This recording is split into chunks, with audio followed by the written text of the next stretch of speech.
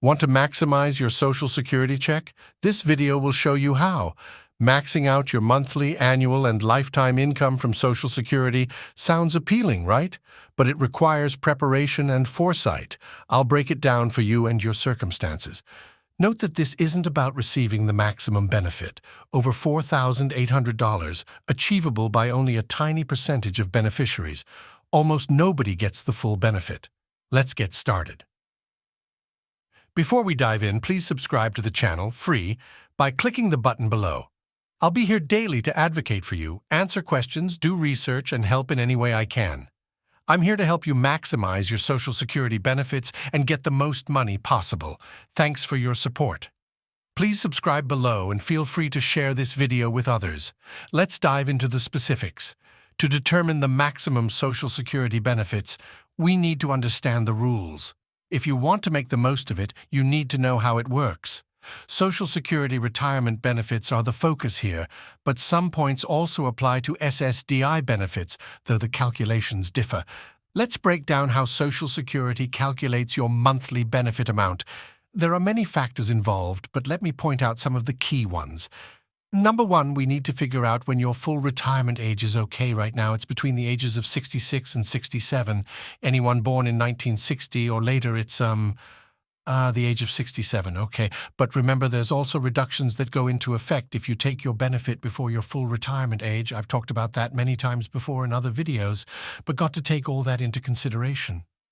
Okay, but next, the big key factor that we can also influence going forward is 35 years of work history, okay?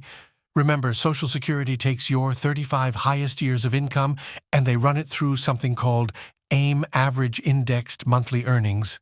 Let me explain really quickly. Okay, so what they do is they look back and they look at your 35 highest years of income. They inflate all that to current inflation, right? So it's all indexed to inflation. They average it out on a monthly basis to determine what was your income on a monthly basis. Average it out over that 35 years, okay? I know it's a little bit confusing. Like what that sounds kind of weird, right? But yes, this is what they do, okay. And then they have this formula to determine what your benefit amount will be based on this information, okay? But remember, 35 highest years, let's just say that you have 25 years of income and you have 10 years that are filled in with zeros, right? Because again, maybe you don't have 35 years of work history, that's fine. Not a ton of people do. In fact, there's a lot of people out there that don't have all 35 years that have income within them. That's okay, right? That's okay.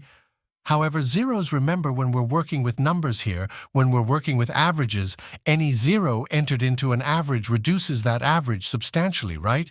So that's kind of what I want to talk about here is, you know, we want to reduce those zeros. Okay, so remember, you don't need to be a mathematician, understand this. But again, if we're taking any numbers and we're averaging them out, any zeros or low numbers, again, zeros in particular, really lower averages. Okay, so anyway, when we're looking at this whole situation here, okay, we've got 35 years of highest income. And again, maybe you have 25 years, maybe you have 30, maybe you have 40 years, if you have 40 years of income to track. And what they're actually looking back on, they're going to take your 35 highest years, okay? So they're going to reduce the 5 years that have lower incomes, and they're not going to count those. They're going to only count the 35 highest years. Again, that's great, right? But here's one thing I want to point out really quickly, and why I said at the beginning of this video, it's going to take some planning and it's going to take some foresight, but any years, oh, by the way, you can log on to my Social Security account on the Social Security website, and you can see all this information, okay? But anyway, any years that you may have a pending zero in zero income for those years, if you have less than 35 years of, trackable income here that Social Security is going to look back on, if you can fill those zeros in with anything, literally any type of income. I mean, obviously $1, $10, $100, 0, 0, 0. It's not going to help the equation all that much. But even if you worked a little bit and had some income during those years so that we could, minus off the zeros and fill them in with even something as small as 5, 10, 7,000, 15,000 smaller amounts like this, it doesn't mean you need to go out and make 100 grand these years. I'm not saying that at all. In fact, the lower the income, it's actually a tiered program is how they actually factor this. So the first, sets of income that come in are actually more influential than the higher income. Okay, so for example, I'm just going to throw some random numbers out here. The first $20,000 of income is way more influential when it comes down to these equations than the last, say 70,000 does. That kind of makes sense. So let's just say that somebody earns $100,000. You don't need to. I'm just simply saying, let's just use this for an example, okay? The first 20 grand of that is way more influential than the second 80%. Does that kind of make sense otherwise? So my point is, you don't really need to make a ton of money because the lower dollar amounts, the first money that is earned, is way more influential when it comes down to these equations for Social Security and maxing out these checks.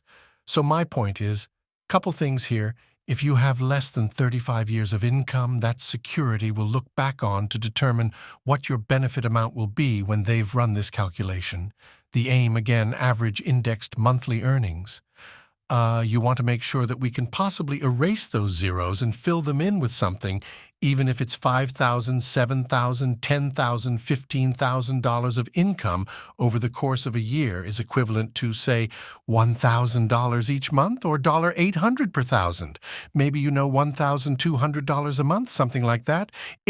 You're going to work part-time and earn that kind of income. But again, it's going to help your monthly benefits substantially when they come down to using this equation here, the AMY that I've been talking about here in this video. Okay, does that kind of make sense, right? So anyway, that's kind of what I want to point it out. And again, yes, I completely recognize this does take some planning. It takes some foresight. You got to look at this stuff, and it may take years to erase those zeros, but every zero that you erase from this calculation here, you're actually effectively raising your benefit pretty nicely here. Okay, so yes, this may take years to do, but again, every single zero that you can wipe off and you can replace with a number, even if it's $7,000, $10,000, something like that, that's going to help your equation substantially.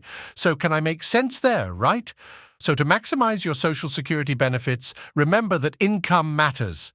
If you're a beneficiary, there may be limited actions you can take, but if you're receiving SSDI, Social Security Disability Insurance benefits, having income can boost your benefits. Note that SSDI requirements differ from retirement benefits, and you may not need 40 credits to qualify. I'll address this in a separate video. Keep in mind that maximizing Social Security benefits is individual-specific, and only a small percentage of people achieve the maximum amount. To clarify, you'd need to earn a high income and maximize your Social Security contributions for 35 years, which is challenging. If you have questions or need further clarification, please leave a comment below. Don't forget to subscribe, it's free. And check out other helpful videos on the channel. Thank you for watching, and I'll see you in the next video.